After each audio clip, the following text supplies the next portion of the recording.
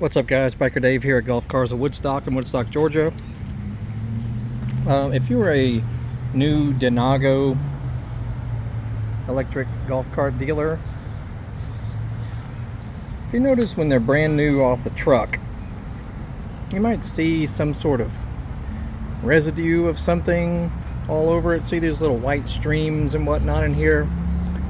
These are shipped from overseas, and with like many things shipped overseas, they spray some sort of anti-corrosive liquid on them, and you'll notice it mostly on the black plastic, sometimes on the seats, on the trunk back here, back in here also. You'll notice it sometimes it's worse than others.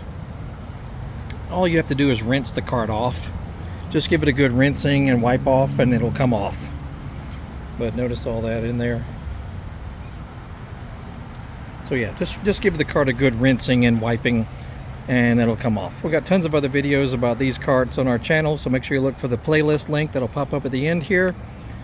And if you're in the north side of Atlanta looking for a Denago dealer, look for golfcarsofwoodstock.com.